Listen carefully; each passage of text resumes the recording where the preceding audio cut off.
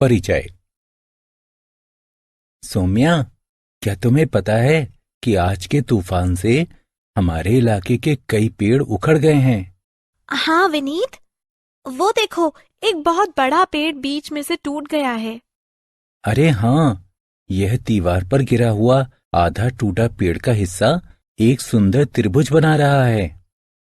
बहुत अच्छे विनीत। क्या तुम इन दिनों स्कूल में ज्यामिति पढ़ रहे हो? हाँ सौम्या, आजकल हम त्रिभुजों की रचना करना सीख रहे हैं। इस पाठ में आप त्रिभुज की रचना करना सीखेंगे। उद्देश्य। इस पाठ के अंत में आप निम्न करने में सक्षम हो जाएंगे। दी गई रेखा के समानांतर एक रेखा खींचना, एक त्रिभुज की रचना करना जिसकी तीनों भुजाएं ज्ञात हों, एक त्रिभुज की रचना करना जिसकी दो भुजाएं तथा उनके बीच का कोण ज्ञात हो, एक त्रिभुज की रचना करना जिसके दो कोण तथा उनके बीच की भुजा ज्ञात हो, एक समकोण त्रिभुज की रचना करना जिसकी एक भुजा तथा कर्ण ज्ञात हो, समानांतर रेखाओं की रचना। एक अनुप्रस्थ काट की दो रेखाएं परस्पर समानांतर कही जा सकती हैं यदि संगत या वैकल्पिक आंतरिक कोणों का प्रत्येक युग्म बराबर हो। इस आकृति में यदि कोण 3 कोण 2 के बराबर है अथवा कोण 1 कोण 2 के बराबर है, तब रेखा M को रेखा N के समानांतर कहा जाएगा। हम समानांतर रेखाओं की रचना करने के लिए रूलर और प्रकार का उपयोग करते हैं। तो आइए समानांतर रेखाओं की रचना करना सीखें। चरण 1।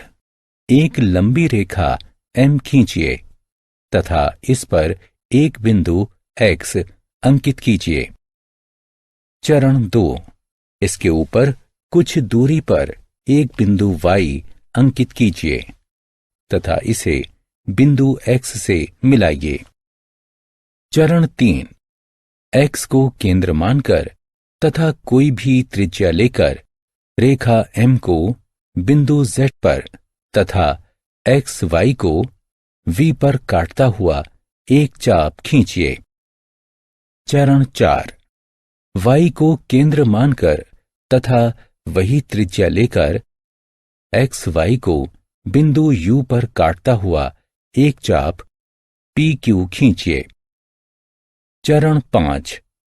प्रकार की सहायता से VZ को मापिए। चरण 6। U को केंद्र मानकर तथा मापी गई त्रिज्या लेकर चाप PQ को S पर काटता हुआ एक चाप खींचिए। चरण 7। S और Y को मिलाइए तथा रेखा N बनाने के लिए इसे आगे बढ़ाइए। चरण 8। एकांतर अंतःकोणों SYX तथा YXZ को मापिए। आप देखेंगे कि कोण SYX बराबर है कोण YXZ के, अतः रेखा N समानांतर है रेखा M के। त्रिभुजों की रचना। एक त्रिभुज एक दो आयामी समतल आकृति होती हैं जो 3 भुजाओं और 3 कोणों से मिलकर बनती है।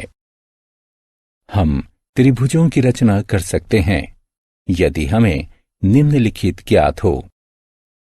3 भुजाएं यानी साइड साइड साइड या SSS, 2 भुजाएं तथा उनके बीच का कोण यानी साइड एंगल साइड या SAS, 2 कोण तथा उनके बीच की भुजा यानी एंगल साइड एंगल या ASA, समकोण कर्ण तथा एक भुजा यानी राइट एंगल हाइपोटेनस साइड या RHS। आइए हम सभी 4 प्रकार के त्रिभुजों की रचना करना सीखते हैं। SSS कसौटी।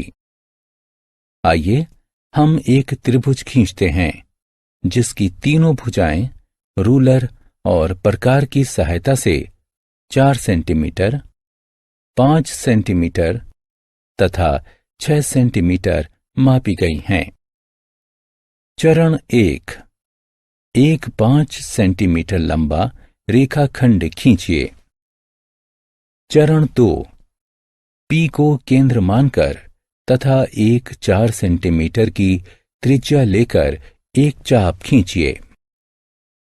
चरण 3, Q को केंद्र मानकर तथा एक 6 सेंटीमीटर की त्रिज्या लेकर पिछले चाप को बिंदु R पर काटते हुए एक अन्य चाप खींचिए। चरण 4, बिंदु R और P को मिलाइए, बिंदु R और Q को मिलाइए। 4 सेंटीमीटर, 5 सेंटीमीटर और 6 सेंटीमीटर भुजाओं वाला एक त्रिभुज तैयार हो जाता है। SAS कसौटी। आइए अब हम एक त्रिभुज खींचते हैं जिसकी 2 भुजाएं 4 सेंटीमीटर तथा 5 सेंटीमीटर लंबी हैं तथा अंतर्गत कोण 30 डिग्री का है। चरण 1, 5 सेंटीमीटर लंबा एक रेखाखंड खींचिए। चरण 2, Q को कोण का केंद्र मानकर 30 डिग्री मापिए तथा बिंदु S अंकित कीजिए। चरण 3, बिंदु Q और S को मिलाते हुए एक अर्धरेखा SQ खींचिए। चरण 4, Q को केंद्र मानते हुए तथा 4 सेंटीमीटर की त्रिज्या लेकर अर्धरेखा QS को बिंदु R पर काटते हुए एक चाप खींचिए। चरण 5, P तथा R को मिलाइए। 4 सेंटीमीटर तथा 5 सेंटीमीटर की 2 भुजाओं एवं 30 डिग्री के एक अंतर्गत कोण वाला एक त्रिभुज PQR तैयार हो जाता है। ASA कसौटी। आइए अब हम एक त्रिभुज की रचना करते हैं जिसके 2 कोणों की माप 40 डिग्री तथा 80 डिग्री है एवं उनके बीच की भुजा की माप 5 सेंटीमीटर है। चरण 1, 5 सेंटीमीटर लंबा एक रेखाखंड खींचिए। चरण 2, केंद्र के रूप में बिंदु Q को लेकर 40 डिग्री का कोण मापिए तथा बिंदु S अंकित कीजिए। चरण 3, बिंदु Q तथा S को मिलाते हुए किरण SQ खींचिए। चरण 4, केंद्र के रूप में बिंदु P को लेकर 80 डिग्री का कोण मापिए तथा बिंदु T अंकित कीजिए। चरण 5, बिंदुओं T तथा P को मिलाते हुए अर्धरेखा TP खींचिए। चरण 6, किरणों SQ तथा TP के प्रतिच्छेदन बिंदु को R से अंकित कीजिए। 40 डिग्री तथा 80 डिग्री के 2 कोणों तथा उनके बीच की 5 सेंटीमीटर की भुजा वाला एक त्रिभुज PQR तैयार हो जाता है। RHS कसौटी। आइए अब हम एक त्रिभुज की रचना करते हैं जिसके कोण की माप 90 डिग्री है तथा आधार और कर्ण क्रमशः 8 सेंटीमीटर और 10 सेंटीमीटर हैं। चरण 1, एक रेखा L खींचिए।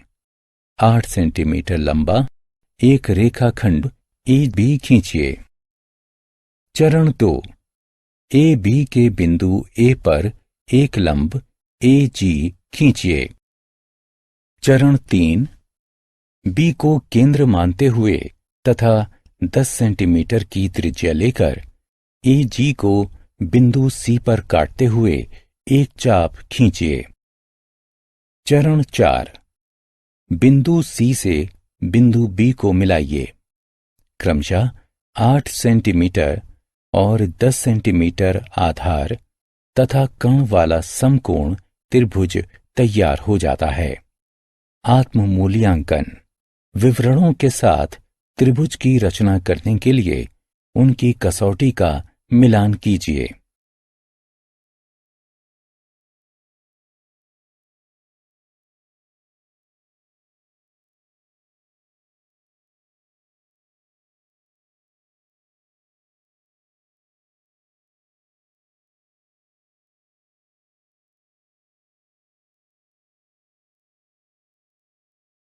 सारांश।